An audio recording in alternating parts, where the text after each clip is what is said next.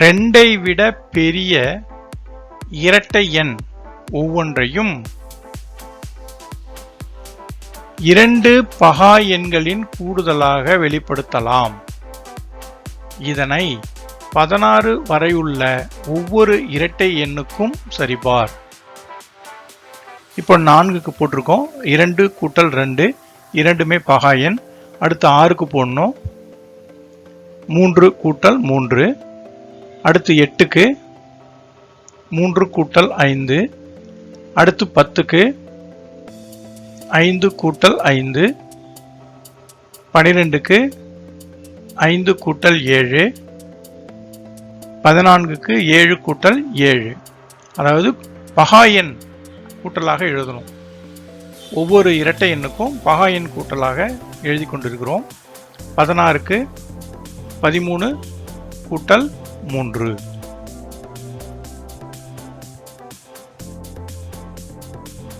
நூற்று 73 ஒரு பகா எண்ணா? ஏன் 173 ஒரு பகா எண்ணான்னு கேட்குறாங்க. ஆம், ஏன்னா இதுக்கு காரணிகள் ஒன்றும் அதே எண்ணும் மட்டும். எனவே 173 ஒரு பகா எண் ஆகும்.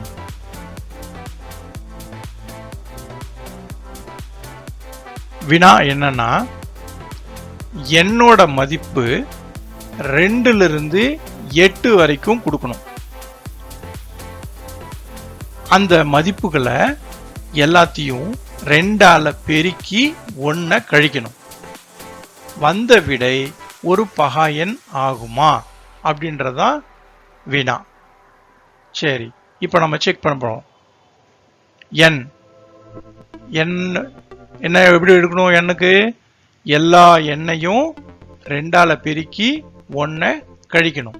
இப்போ எண்ணுக்கு 2 கொடுக்குற மதிப்பு கொடுத்தா அது கூட 2 பெருக்கணும். பெருக்குனா 4 மைனஸ் 1 3 பகா எண். இப்ப எண்ணுக்கு 3 கொடுக்குறோம். 3ம் 2ம் பெருக்குனா 6 மைனஸ் 1 5 பகா எண். 4 எடுத்திருக்கிறோம். 8 மைனஸ் 1 7 பகா எண். அடுத்து 5 கொடுக்க போறோம். 2 10 மைனஸ் 1 இது பகா எண் அல்ல. 6 கொடுக்கிறோம். 6 2 பெருக்குனா 12. 12ல 1 போனா 11 இது பகா எண். அடுத்து 7 கொடுக்கிறோம். 14 மைனஸ் 1 13 இது பகா எண். இறுதியாக 8 கொடுத்தோம்னா 16 மைனஸ் 1 15 இது பகா எண் அல்ல. இதுதான் வினாவிற்குரிய விடை. பின்வரும் கூற்றுக்களை காரணத்தோடு விளக்கு. ஓர் எண் 3ஆல் வகுப்படும் எனில் அவ்வெண் 9ஆல் வகுப்படும். சரியா? இது 3இன் மடங்குகள் அனைத்தும் 9இன் மடங்குகள் அல்ல. அது முதல்ல நமக்கு ஏற்கனவே படிச்சிருக்கிறோம். அதை தான் நம்ம திரும்ப ரீகால் பண்ணி பார்த்துக்கணும். தவறு.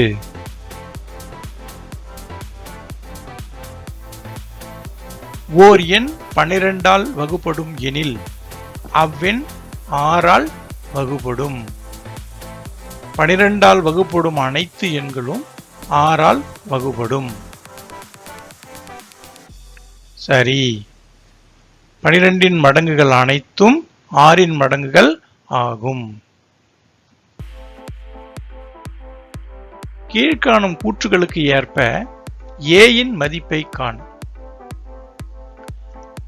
என்ன சொல்றாங்க? 2ஆல் வகுப்படக்கூடிய மிக பெரிய ஈரிலக்க எண் 9. அந்த ஈரிலக்கத்துல 1ஆம் இலக்கத்துல இருக்கிற ஏக்கு என்ன மதிப்பு வரும்? அதுதான் அவங்களுடைய வினா. 98 ஈரிலக்க எண்ணா இருக்கணும், மிகப்பெரிய எண்ணா இருக்கணும். அடுத்த வினா, 3ஆல் வகுப்படும் மிகச் சிறிய எண் 5 6 7. அடுத்து ஏன் இருக்கு. அந்த ஏன்ற இடத்துல எண்ண மதிப்பை நம்ம போடணும். ஆனா மிகச்சிறிய எண்ணை தான் நம்ம போடணும். 3ஆல் வகுப்பட என்ன பண்ணணும்? எல்லாத்தையும் கூட்டி பார்த்து நம்ம விடை எழுதணும். என்ன விடை? 0. 6ஆல் வகுப்படும் மிகப்பெரிய 3 இலக்க எண். முதல் எண் 9 இருக்கு, அடுத்து A இருக்கு, அடுத்து 6 இருக்கு. 6ஆல் வகுப்படும், 6ஆல் வகுப்படக்கூடிய எண்ணா இருக்குது. அந்த நடுவில் வரக்கூடிய ஏக்கு என்ன மதிப்பு இருக்கணும்? மிகப்பெரிய 3 இலக்க எண் தான் இது. என்ன வரும்? 9 9 6. அந்த எண் 9. அடுத்த வினா, 4 மற்றும் 9ஆல் வகுப்படும் எண் A 0 8. இந்த எண் 4ஆலும் வகுப்படும், 9ஆலும் வகுப்படும். அப்ப ஏன்ற இடத்துல என்ன மதிப்பு இருக்கணும்? என்ன மதிப்பு? 1. அப்ப விடை 1. 11ஆல் வகுப்படும் எண் இடையில இருக்கிற A, அந்த எண்ணுக்கு என்ன, அந்த இடத்துல என்ன எண் வர வேண்டும்? தெரியும். 11ஆல் வகுக்கிறதுக்கு 1 விட்ட இலக்கங்களை கூட்டி பார்த்து நாம சொல்லணும். 8.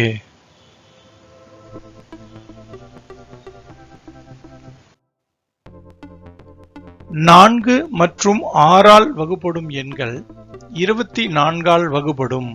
இந்த கூற்றை ஒரு எடுத்துக்காட்டுடன் சரிபார். என்ன சொல்றாங்க? 4ஆல் வகுப்படக்கூடிய 4 மற்றும் 6 வகுப்படக்கூடிய எண்கள் அனைத்தும் 24ஆலும் வகுப்படும். தவறு. 3 மற்றும் 4 மடங்குகள் அனைத்தும் 12 மடங்குகள் அல்ல. ஏதாவது ஒரு உதாரணமா சின்ன எண்ணை வச்சு நாம கண்டுபிடிச்சு இதை தெரிஞ்சுக்கலாம்.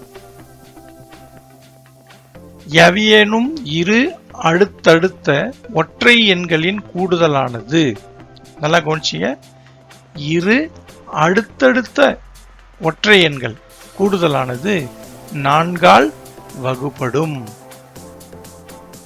இதுக்கு ஒரு எடுத்துக்காட்டு. 1 அதற்கு அடுத்த ஒற்றை எண் 3 அடுத்தடுத்து இருக்கா? ரைட். இதை கூட்டி பாரு.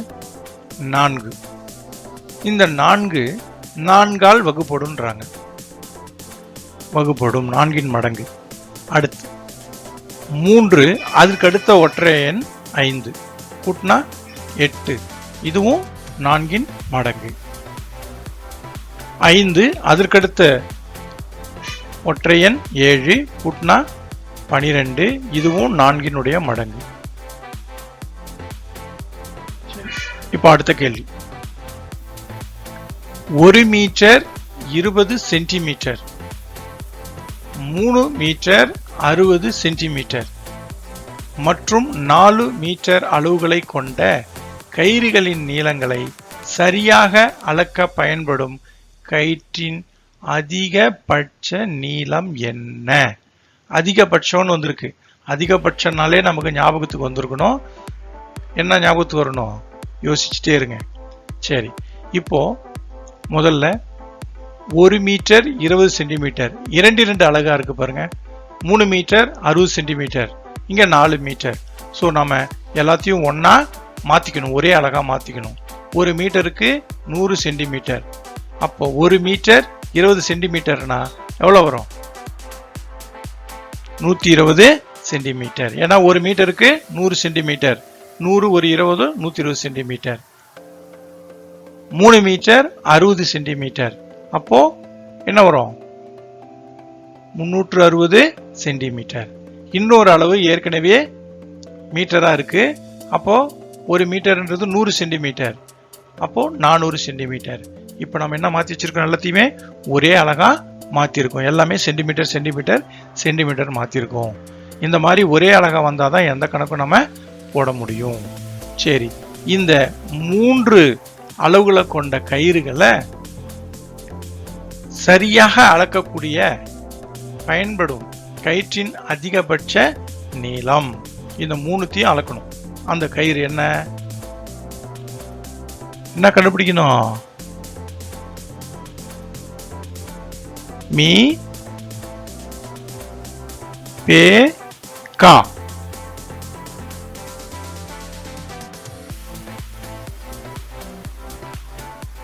மீபேக்கா கண்டுபிடிச்சா இந்த கணக்கு விடை நமக்கு வந்துடும். மீபேக்கா எவ்வளவு வருது பாருங்க. 2 எண்களா பெருக்குனா விடை கிடைக்கும் 40 சென்டிமீட்டர். அப்ப 40 சென்டிமீட்டர் நீளம் உள்ள ஒரு கயிற்றை எடுத்துட்டு இந்த 3த்தையும் அளக்கலாம். சரியாக நம்ம அளக்கலாம். புரியுதா கணக்கு? சரி, அப்ப ஞாபகம் வச்சுக்கோ, அதிகபட்சம் அப்படின்னாலே மீபேக்கா தான். குறைந்தபட்சம் அப்படின்னு சொன்னா அது மீசிமா. கயிற்றின் அதிகபட்ச நீளம் 40 சென்டிமீட்டர். அடுத்த வினா போலாமா? 3 பகா எண்களின் கூடுதல் 80. அவற்றுள் இரு எண்களின் வேறுபாடு 4 எனில் அந்த எண்களை காண்க. நம்ம 100 வரைக்கும் உள்ள பகா எண்களை நல்லா மனப்பாடமா தெரிஞ்சாதான் கணக்குகளை நம்ம போட முடியும். சரி, எந்த 3 பகா எண்களை கூட்டினா 80 வரும்?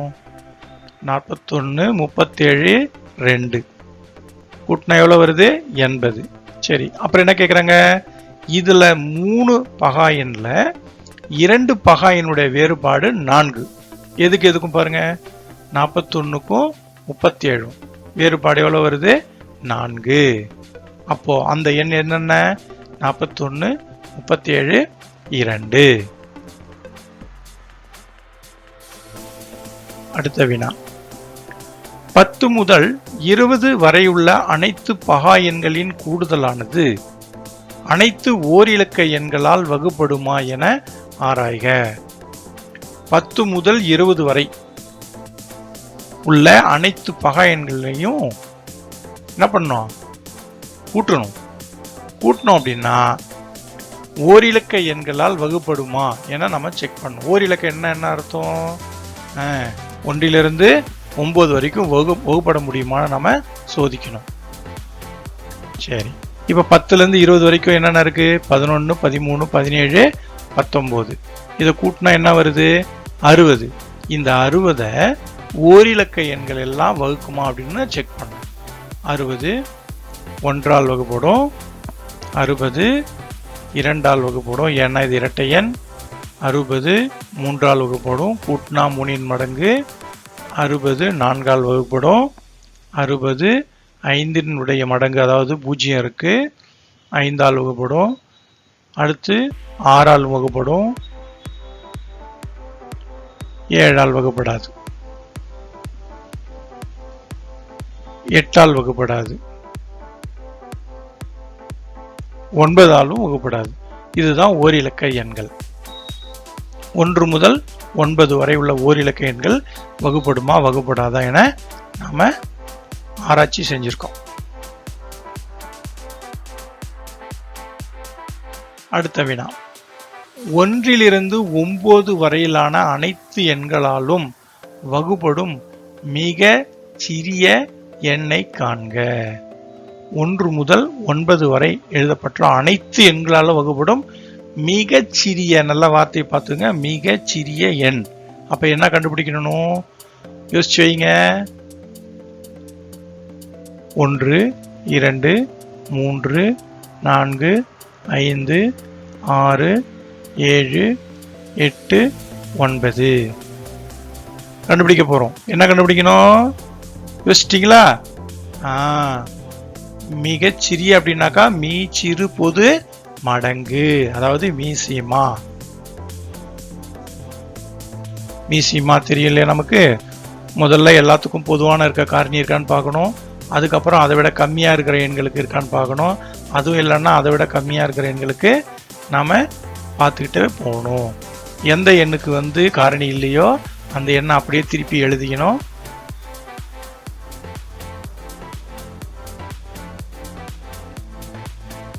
இது மாதிரி தொடர்ந்து நம்ம இறுதியில் என்ன வரணும்?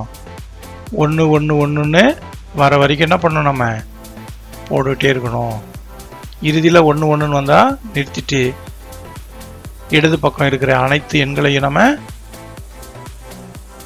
எழுதி பெருக்கணும். அதிகமாக எண்ணிக்கையில் இருந்துச்சுனாக்கா 2 2 எண்களாக பெருக்கி நம்மளால் விடை கண்டுபிடிக்க முடியும். இது ஒரு பெரிய ஒரு கணக்காக தான் இருக்குது. ஆனால் ரொம்ப சுலபமான கணக்கு தான், பெரிய பெரிய எண்ணும் கிடையாது.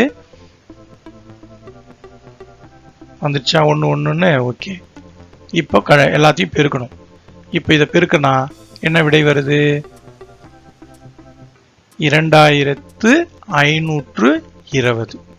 ஸோ 1லிருந்து 9 வரை உள்ள அனைத்து எண்களாலும் வகுப்படும் மிகச்சிறிய எண் 2520. இந்த எண்ணை ஒவ்வொரு எண்ணா நம்ம இந்த 1லிருந்து 9 வரைக்கும் ஒவ்வொரு எண்ணா வகுத்து பார்த்தோம் அப்படின்னாக்கா நமக்கு என்ன வரும்? மீதி 0 வரும். சரிதானே?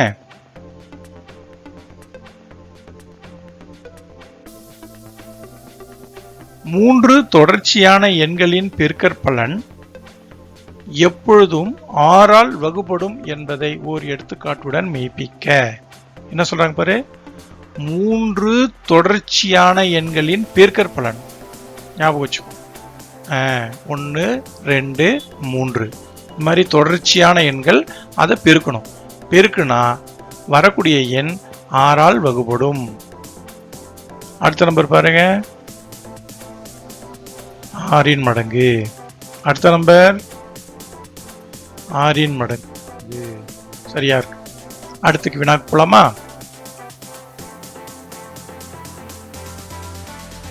மலர்விழி, கார்த்திகா மற்றும் கண்ணகி ஆகிய மூவரும் ஒரே கிராமத்தைச் சேர்ந்த தோழிகள். யார் யாரு? மலர்விழி, கார்த்திகா, கண்ணகி. இவங்க 3 பேரும் ஒரு கிராமத்தை சேர்ந்தவங்க. இவங்க ஃப்ரெண்ட்ஸ். சரி, இவர்கள் வெவ்வேறு இடங்கள்ல வேலை செய்யறாங்க. வெளியூர்ல போய் வேலை செய்கின்றனர். மலர்விழி 5 நாட்களுக்கு ஒரு முறையும், கார்த்திகா மற்றும் கண்ணகி முறையே 6 மற்றும் 10 நாள். அப்படின்னா என்ன அர்த்தம்? கார்த்திகா 6 நாளுக்கு ஒரு வாட்டியும், கண்ணகி 10 நாட்களுக்கு ஒரு முறையும் அவர் தம் வீடுகளுக்கு வந்து செல்வார். அவர்கள் மூவரும் அக்டோபர் மாதம் முதல் நாள் ஒன்றாக சந்தித்தார்கள். அப்படின்னா மீண்டும் அவர்கள் எப்பொழுது ஒன்றாக சந்திப்பார்கள்? யாரு? மலர்விழி. அடுத்து யாரு? கார்த்திகா. அடுத்து யாரு? கண்ணகி. இவங்க 3 பேர். இவங்க 3 பேரும் ஃப்ரெண்ட்ஸு. கிராமத்துக்கு அக்டோபர் 1ஆம் தேதி வந்தாங்க. ஒவ்வொருத்தரும் எத்தனை நாள் கழிச்சு வருவாங்கன்றது நமக்கு தெரியும். எத்தனை நாள் கழிச்சு திரும்ப ரீகால் பண்ணிக்கலாமா? ஆமா, மலர்விழி 5 நாளைக்கு ஒரு வாட்டி, கார்த்திகா 6 நாளுக்கு ஒரு வாட்டி, கண்ணகி 10 நாட்களுக்கு ஒரு வாட்டி. மீண்டும் எப்பொழுது ஒன்றாக சந்திப்பார்கள்?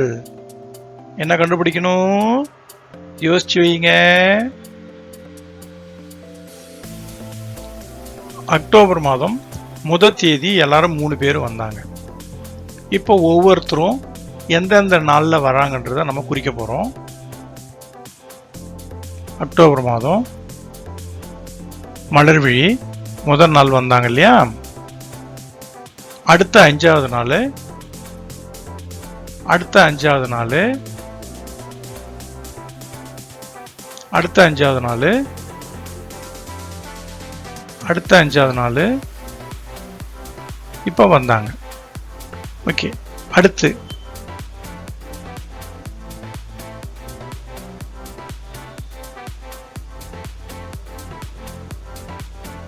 கார்த்திகா எத்தனை நாளைக்கு ஒரு வாட்டி?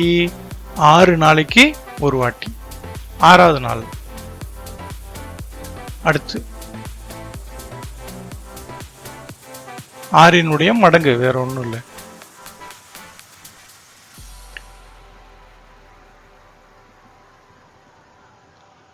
அடுத்து 6வது நாள் 31.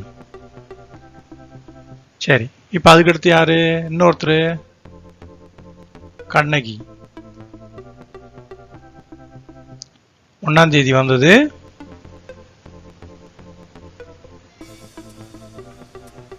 திரும்ப 10 நாள் கழிச்சு வரும் இல்லையா? 1, 11, 21, 31.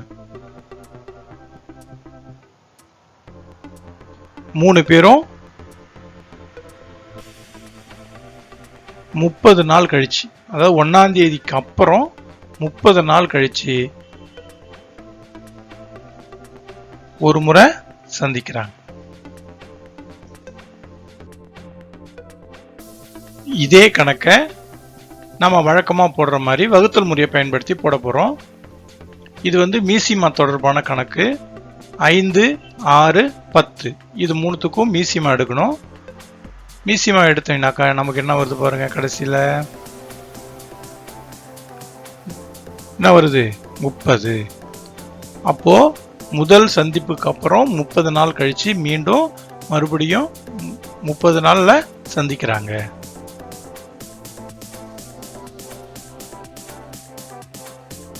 நூத்தி 8 தளங்களை கொண்ட ஒரு அடுக்குமாடி குடியிருப்பில் A மற்றும் B என 2 மின்தூக்கிகள் உள்ளன. 2 மின்தூக்கிகள், 108 தளங்கள், மின்தூக்கி A, மின்தூக்கி B அப்படின்னு வச்சுக்கலாம். இப்ப என்ன கணக்குன்னு பார்த்தீங்கன்னா, இந்த ஏன்ற மின்தூக்கி 3 தளத்துக்கு ஒரு முறை நின்று செல்லும். பீன்ற மின்தூக்கி 5 தளத்துக்கு ஒரு முறை நின்று செல்லும். அப்படின்னா இந்த 2 மின்தூக்கியும் ஒரே நேரத்தில் புறப்படுது. அப்படின்னா எந்தெந்த தளத்துல இது இரண்டும் சந்திக்கும்? இதுதான் கேள்வி.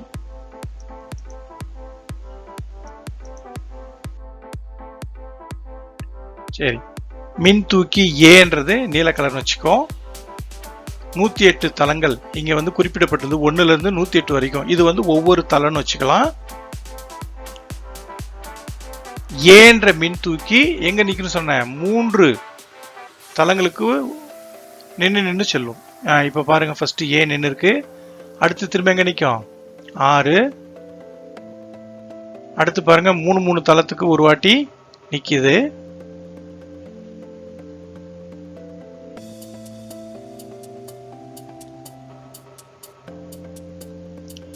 இதுல வர்றதெல்லாம் மின்தூக்கி ஏ நின்று செல்லக்கூடிய இடங்கள், அதாவது தளங்கள், தளத்தை குறிக்குது.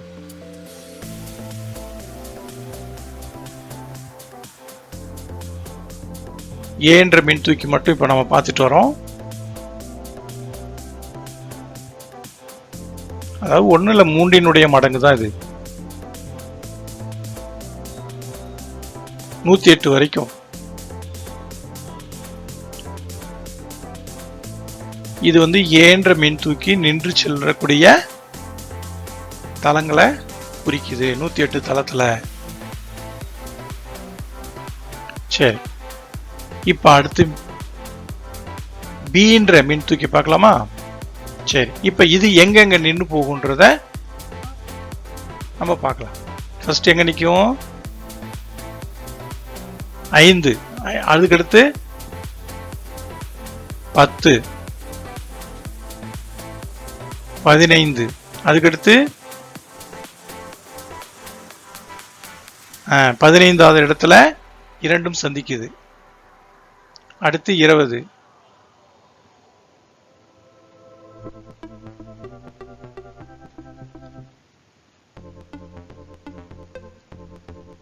அதுக்கடுத்து எங்க சந்திக்குதுன்னு பார்த்துக்கிட்டே வரணும். நீல கலர் மேலே சிகப்பு கலர் வந்து உட்கார்ந்ததுன்னா அதை குறிக்கணும்.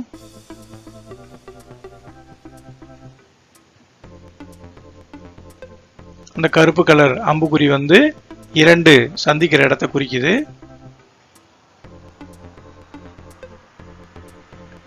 நம்ம பீன்ற மின்தூக்கி நின்று செல்லக்கூடிய இடங்கள்.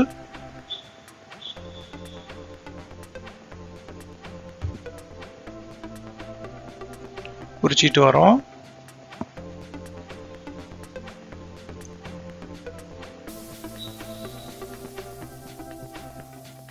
மின்தூக்கி ஏ மற்றும் மின்தூக்கி B இவை இரண்டும் சந்தித்து கொள்ளும் இடங்கள் வந்து எந்தெந்த தளங்கள் அப்படின்றது கருப்பு நிறத்தில் உள்ள அம்புக்குறி வந்து காட்டுது. அந்த இடங்கள் தான் இரண்டும் சந்திக்கிறது. எனவே மின் தூக்கியானது எந்தெந்த தளங்கள் அது 15, 30, 45, 60, 75, 90 மற்றும் 105 ஆகிய தளங்களில் அது நின்று செல்லும், ஒன்றை ஒன்று சந்தித்து கொள்ளும். இதை நம்ம மற்றொரு முறையிலையும் நம்ம இந்த கணக்குக்கு விடை கண்டுபிடிக்கலாம். 3 மற்றும் 5 மீசிமா எவ்வளவு வருது? 15. அப்போ 15 மடங்குகள். எனவே மின்தூக்கியானது 15, 30, 45, 60, 75, 90 மற்றும் 105 ஆகிய தளங்களில் அது நின்று செல்லும். அந்த A மின்தூக்கி A மற்றும் மின்தூக்கி B இவை இரண்டும் சந்தித்து கொள்ளும் தளங்களாகும். இந்த வழியில் நம்ம இதுக்குரிய விடையை கண்டுபிடிக்கலாம். 2 ஈரிலக்க எண்களின் பெருக்கற்பலன் 300 மற்றும் அவற்றின் மீபேகா 5 எனில் அவ்வெண்கள் யாவை? என்ன கொடுத்திருக்காங்க கணக்குல? ஈரிலக்க எண்களின் பெருக்கற்பலன் 300, மீபேகா 5. இதுல மீசிமா இல்லை, அதே மாதிரி அந்த பெருக்கற்பலனுக்குரிய எண்களும் இல்லை. இது ரெண்டையும் நம்ம கண்டுபிடிக்கணும். சரி, இப்போ நம்ம ஃபர்ஸ்ட் மீசிமா கண்டுபிடிக்கலாமா? எப்படி கண்டுபிடிக்கலாம்? கொடுக்கப்பட்ட எண்களின் பெருக்கற்பலன் சமம் அவற்றின் மீபேகா பெருக்கல் மீசிமா. இதை பயன்படுத்தி நம்ம கண்டுபிடிக்கலாம். இப்போ நமக்கு மீசிமா வேணும்னா கொடுக்கப்பட்ட எண்களின் பெருக்கற்பலனை மீபேகாவால் வகுக்கணும். வகுத்தா என்ன வருது? 60. அப்போ கொடுக்கப்பட்ட பெருக்கல் பலன் 300, மீபேகா மீசிமா என்ன வருது? 5 பெருக்கல் 60. சரி, இப்ப அந்த ஈரிலக்க எண்களை நம்ம அடுத்து நம்ம இப்ப கண்டுபிடிச்சாகணும். அதுக்கு இந்த 60 இருக்கு பாரு, மீசிமா. அந்த 60 எப்படி பிரிக்க போறோம் அப்படின்னா, முதல்ல காரணிகளா பிரிப்போம். பிரிச்சா என்ன வருது? 5 பெருக்கல் 12. இது என்ன அர்த்தம்? 5ன்றது பொதுவான காரணி, 12ன்றது பொதுவற்ற காரணி. அப்ப அந்த மீசிமா 60ல பொதுவான காரணி 5, பொதுவற்ற காரணி 12.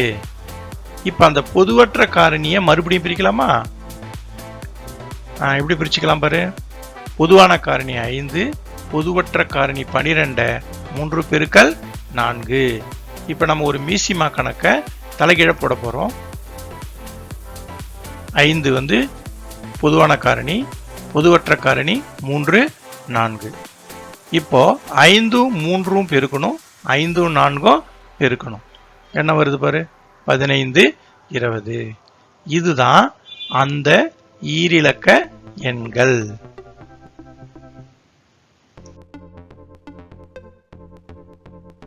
ஒரு 6 இலக்க எண் ஒன்று கொடுத்துருக்காங்க. இந்த 6 இலக்க எண் வந்து 88ஆல் வகுப்படுமா அப்படின்றத பார்க்கணும். அதுக்கு அவங்களே என்ன சொல்லியிருக்காங்கன்னா, 8 மற்றும் 11ஆல் வகுப்படும் தன்மை விதிகளை பயன்படுத்தலாம். 8ஆல் வகுப்படும்னாக்கா 1, 10, 100 இலக்கங்களை 8ஆல் வகுப்பட்டுச்சுன்னா அது 8ஆல் வகுப்படும். 11ஆல் வகுப்படுவதற்கு ஒன்று வீட்ட இலக்கங்களை கூட்டி பார்க்கணும்.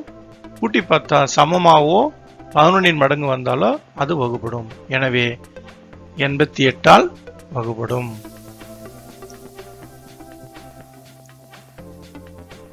ஒரு சூழல் கணக்கு. வில்சன், மதன் மற்றும் குணசேகரன் 3 பேரு ஒரு வட்ட வடிவிலான ஓடுபாதையில் ஒரு சுற்று முறையே 10, 15 மற்றும் 20 நிமிடங்கள் சுற்றி முடிக்கின்றனர். என்ன அர்த்தம்?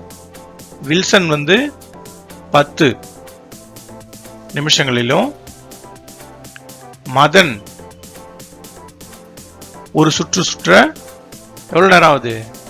15 நிமிடங்களும் குணசேகரன் ஒரு சுற்று சுற்றுவதற்கு 20 நிமிடங்களும் ஆகிறது. அவர்கள் தொடக்க புள்ளியில் காலை 7 மணிக்கு ஒன்றாக சுற்ற தொடங்கினால், 7 மணிக்கு ஸ்டார்ட் பண்றாங்க ஒன்னா, அப்ப மீண்டும் எப்பொழுது அதே தொடக்க புள்ளியில் ஒன்றாக சந்திப்பார்கள்? இதுதான் வினா.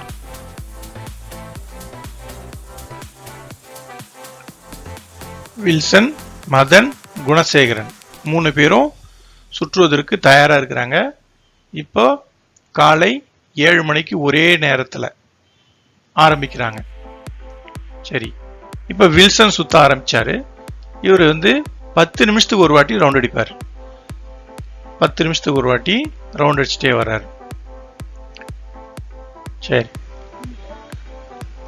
அதுக்கடுத்து மதன் ரவுண்ட் அடிக்க போறாரு.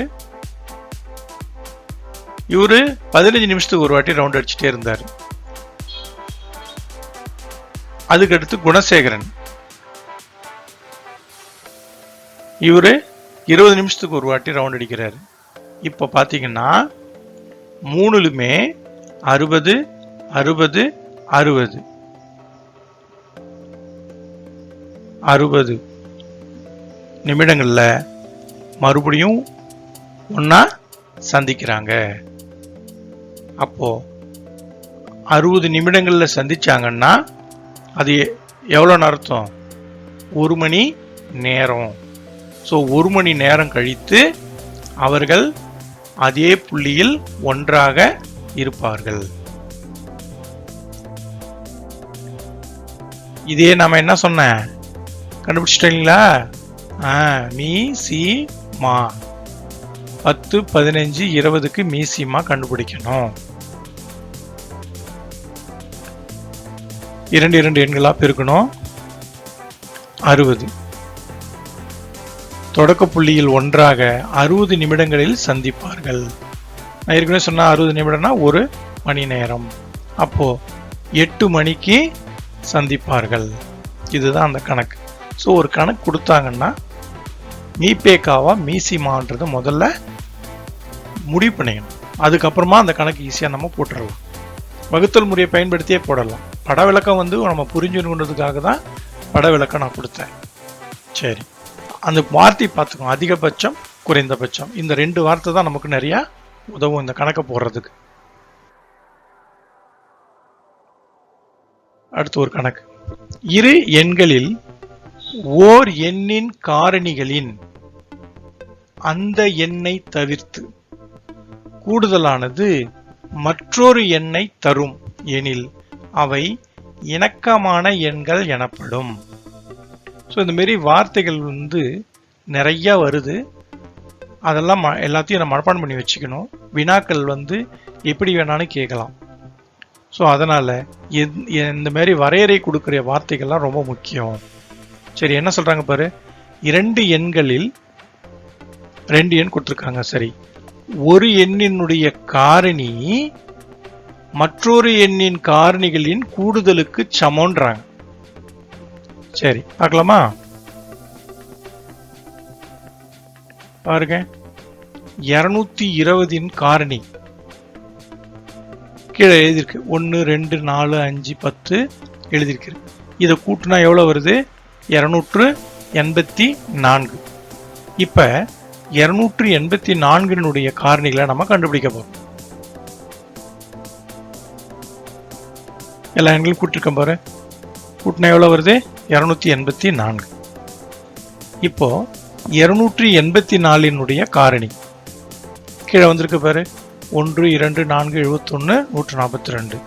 இதை கூட்டினா எவ்வளவு வருது பாரு? 220. 220 இதுதான் அவங்க சொல்ற வார்த்தை. புரியுதா? சரி, அதாவது ஒரு 220 காரணியை கூட்டினா 284 வருது. 284 காரணிகளை கூட்டினா 220 வருது. இதுதான் அந்த எண்ணுடைய சிறப்பு. இதற்கு தான் இணக்கமான எண்கள். இரு எண்களில் ஓர் எண்ணின் காரணிகளின் அந்த எண்ணை தவிர்த்து கூடுதலானது மற்றொரு எண்ணை தருமெனில் அவை இணக்கமான எண்கள் எனப்படும். இந்த பாடத்துல இதுவரைக்கும் நம்ம படிச்சது 1ஆம் பாடம் எண்ணியல்ல நம்ம படிச்ச அனைத்து பகுதியினுடைய ஒரு சுருக்கம் கொடுத்துருக்காங்க. இதை நம்ம திரும்ப ஒரு தடவை படிச்சு ரீகால் பண்ணிக்கலாம். 1ஐ விட அதிகமான ஓர் இயல் எண்ணானது 1 மற்றும் அதே எண்ணை மட்டுமே காரணிகளாக பெற்றிருப்பின் அது பகா எண். ஓர் இயல் எண்ணானது 2ற்கு மேற்பட்ட காரணிகளை பெற்றிருப்பின் அது பகு எண். ஒரு ஜோடி பகா எண்களுக்கிடையே உள்ள வேறுபாடு 2 எனில் அவை இரட்டை பகா எண். ஒவ்வொரு பகு எண்ணும் பகா எண்ணும் பெருக்கற்பலனாக ஒரே வழியில் மட்டுமே எழுத முடியும். எவையேனும் இரு பூஜ்ஜியமற்ற முழு எண்களின் மீப்பெரு பொது காரணி என்பது அந்த இரு எண்களின் மிகப்பெரிய பொதுவான காரணி ஆகும். எவையேனும் இரு பூஜ்ஜியமற்ற முழு எண்களின் மீச்சிறு பொது மடங்கு என்பது அந்த இரு எண்களில் மிகச்சிறிய பொதுவான மடங்கு ஆகும். இரு எண்களின் மீப்பெரு பொது காரணி 1 எனில் அவை சார்பகா அல்லது இணை பகா எண்கள் எனப்படும். கொடுக்கப்பட்ட இரு எண்களின் பெருக்கற்பலன் அவற்றின் மீபேக்கா மற்றும் மீசீமாவின் பெருக்கலுக்கு சமம். ஸோ இதுதான் இந்த பாடத்தில் 1ஆம் பாடத்திலிருந்து நம்ம கற்றுக்கிட்ட